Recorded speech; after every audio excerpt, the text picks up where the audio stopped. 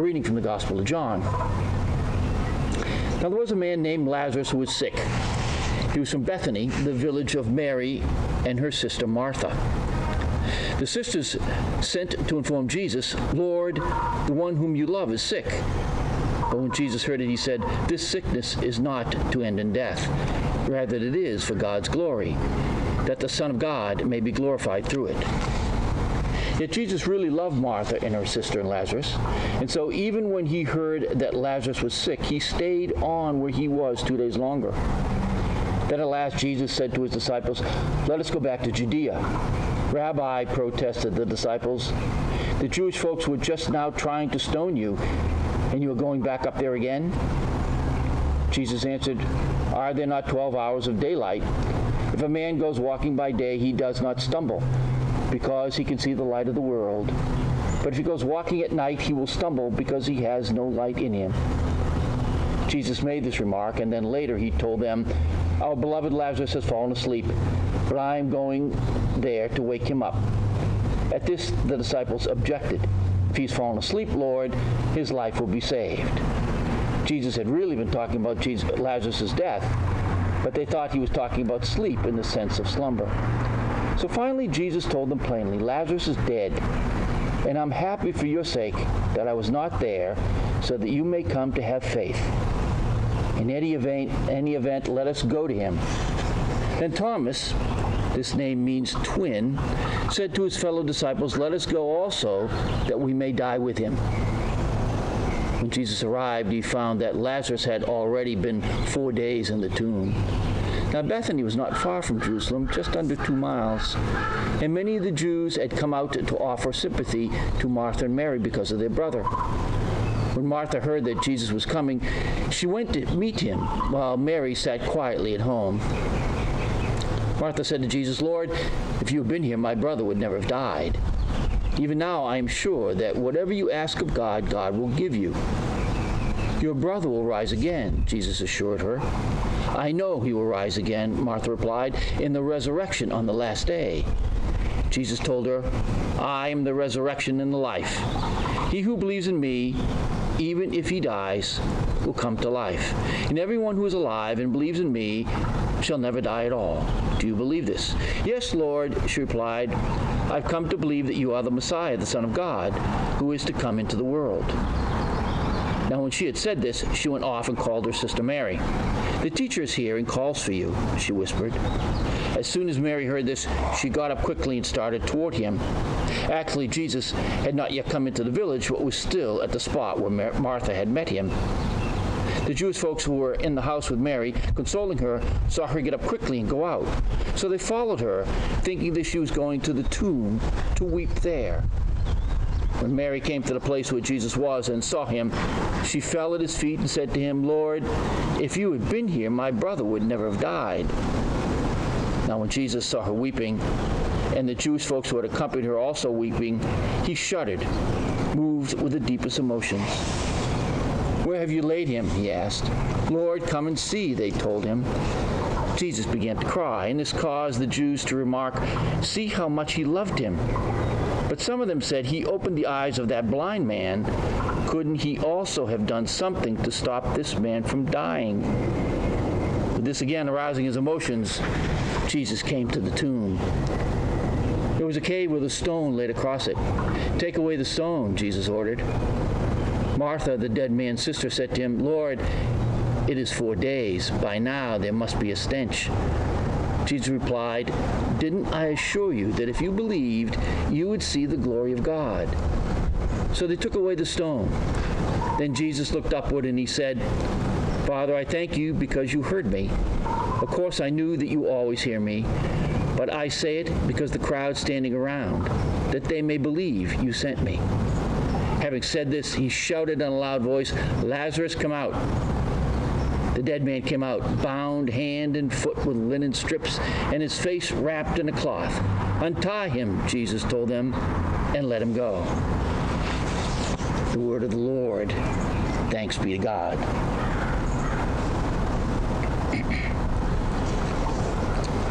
I once officiated at a most peculiar funeral. The deceased was not a member of St. Andrew and St. Charles. As a matter of fact, he didn't belong to any church, nor did he even believe in God. And to tell you the truth, even though I did not know the deceased, my guess is that he didn't want a clergy person present at his funeral. Like I said, it was a peculiar funeral. So you may wonder then why did you officiate at it? And it was because the woman with whom he shared the last 5 years of his life, though they never married, had asked me to do it. She had arrived at St. Andrew and St. Charles as any newcomer. She was a single woman in her 50s, keeping a low profile. She was content to come to services and leave quietly afterwards. She had only been here for a month or so when she told me the man with whom she was living and with whom she was deeply in love had just died. She asked if I would do the burial service at a local funeral home. She wasn't very forthcoming with information. The only thing I knew was the deceased's name and that he had been a prominent clinical psychologist. So I showed up at the scheduled time. The mortuary chapel was full to capacity. Now, when I do services in mortuary chapels, there are always cut and paste versions of the full service done in the church.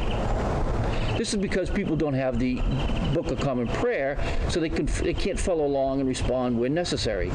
And usually if the service is at a funeral home, it's because the family specifically does not want it in a church. I always feel a bit awkward in doing such funerals. It's sort of like hosting a dinner party in someone else's house and using somebody else's kitchen. After the initial I Am Resurrection, I Am Life anthem and brief prayer for the deceased at the beginning of the service, I sat down, giving way to a whole host of guest speakers. Suddenly, what started out as a church funeral service turned into a toast and roast at the local Rotary Club. Now, I don't mind humor and celebration of life at funerals. It wasn't the humor that bothered me. It was that there was no mention of belief that we are made in God's image. Basically, the theme was that we humans are an insignificant part of nature. The death of a person was no different than a tooth extraction. It's just part of nature. After eulogies like this, I was supposed to get up and I was supposed to say something religious. I almost didn't do it. Have you ever felt like you were in the wrong place and in the wrong crowd? I just wanted to get out of there. Well, as I gave my homily on the meaning of this person's death within the Christian belief system, I could just feel the crowd getting frostier and more unreceptive. At one point, I looked up from my notes and caught the eye of the woman who had asked me to do the funeral. She looked frightened, intimidated, and sad. No one was holding her hand or sitting close to her with arms around her. I noticed that her eyes were fastened on me as if to say, help. Help me in this sea of unbelief to believe in my faith because I'm about to drown. Help me believe what you are saying is true. Please tell me that I should have hope when the situation seems hopeless. I think what lay at the heart of her plea is the same thing that lies no less in your heart and mine, and at the hearts of all the generations since Christ himself walked the earth, and that is hope. Hope that in spite of all the devastating evidence to the contrary, that Christ is still present to us. We want to believe that in the grief and pain and bewilderment of each of us and of our world, that in our darkest times, Jesus really will come to heal and to save us. This is what's at the center of Martha and Mary's grief over the death of their brother. At first, they tear into Jesus a bit for being 4 days too late to save Lazarus from dying. Jesus responds by the anthem with which we start our burial service. I am resurrection and I am life. Whoever has faith in me shall have life even though he die. Do you believe this? Jesus asked Martha. Yes, Lord, I believe that you are the Messiah, the Son of God, the one coming into the world. And I know that my brother will rise again in the resurrection on the last day. Her response sounds like one from any typical Episcopal churchgoer. When confronted with God and asked what we believe, we recite our beliefs, even though we seem often to recite them without feeling any real benefit from them. I mean, look around in the church when we say the creed and responses to our prayers. If you are at a gathering of people and want to know the Episcopalians that are in the room, simply shout out, "The Lord be with you," because we Episcopalians can't help but respond, "and also with you." It's automatic, whether we feel its meaning or not.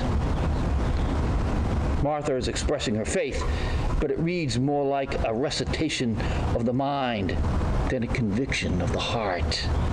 And this is because Martha, like most of us, does not really expect God to do anything concrete. For her and for many of us, the promises of God exist in some unrealized future. Many of us do not expect God to act in or our lives incarnationally. Instead, we expect God to act only in the realm of our spirit, but not in the realm of our flesh. To be truthful, we look upon the miracles and faith stories of our ancient ancestors with skepticism. It's not their fault, we say. I mean, after all, every one of them at the time of Jesus believed that psoriasis was leprosy and giant monsters lived at the edge of the sea. We lovingly ascribe to our forefathers and mothers a certain level of ignorance because they just didn't know any better. And today's gospel is a perfect example. It's about Jesus bringing Lazarus, who was really dead, as in really dead, back to life again. One thing peculiar about this lesson is the placement of it liturgically. I mean, we are 1 week away from Holy Week and 2 weeks away from Easter, which is a big day of resurrection. Why would the National Church's Liturgical Commission assign a resurrection story at the end of Lent so close to Easter? Well, the answer is because the resuscitation of Lazarus is not about the resurrection of souls in the afterlife. Jesus is trying to make another point. His point is, it's about death, but not our final physical deaths. The point of raising of Lazarus is about the deaths which we experience while still alive, and how Jesus comes to heal us in these deaths. A death is any serious tragedy or suffering or pain which we experience that kills the life within us. For instance, it could be a cancer diagnosis or a job loss or a relationship breakup or the death of a beloved pet or anything that hurts and knocks us down. So currently, it's a virus. We are afraid. Do I have it? Do you have it? Will I get it? Will I die? Or someone I love die? Will I lose my job, or have I already lost my job? We're afraid. We're deathly afraid. How can we raise up out of fear? I understand that Jesus meets us in the deaths of our lives when we see nothing in our lives as having life. And yet go talk to the parents of the young adolescents who were randomly shot to death at Saugus High School a few months ago. Go talk to the maimed survivors of the bombing at the Boston Marathon some years back. Tell them how Jesus raised Lazarus, and as a result, he will raise you from your living death. It's not so easy. When life is dark, it is dark. It's a tomb. It's a cave, and yet alive we remain hidden, bound by our fears and hurt in the darkness of not knowing or perhaps believing that there is any way out. The only thing we can say is that in your darkness Christ will meet you because we believe it to be so, which is based upon some 2,000-year-old story which may or may not be factual. It took Jesus 4 days to go only a few miles to meet his friend Lazarus. So we are unable to put a time limit on it. We simply have faith that he will come to heal and to give us new life. I know it's a weak answer at best, but I believe it's true because whether this miracle actually happened or not isn't important. It's the message that Jesus will come to meet us in our living hells and lead us to a new life that matters. It's the promise by our God that matters. We can only trust and leave it up to God. The how, the when, and the where, no one knows. And this is the best answer we can give to those who currently are dead with Lazarus in the cave. However, for those of us who are the friends, family, and loved ones of those who are dead yet alive, our task is to enter into our loved ones' death caves, their living hells, right on next to them. Like with a young child who has a nightmare, we cannot enter their heads and slay all the demons who haunt them. We can only hug them, be close to them, and simply let them know that they are not walking through the valley of the shadow of death alone, for we are with them. And not only do we need to be with those who are suffering a living death in their hurt, in their pain, but we need to affirm their hope. We need to believe also that recovery is no fantasy myth perpetrated by ignorant ancestors because they didn't know any better. We need to believe that Jesus will meet each and every one of us currently in this life when it's time to bring us back to life again. It won't be the same life, but a new one. We have to meet their searching, pleading eyes with confidence. This is especially true for those who have been to hell and back. Like those persons who have been resuscitated after being pronounced clinically dead, those who have been dead while still alive and returned again need to tell the rest of us that there's a bright light and a figure waiting for us on the other side. I like what Frederick Buechner wrote about Lazarus. Buechner says that when Lazarus opened his eyes to see the figure of Jesus standing there in the daylight beside him, Lazarus couldn't for the life of him tell which side he was on. How cool is that? Amen.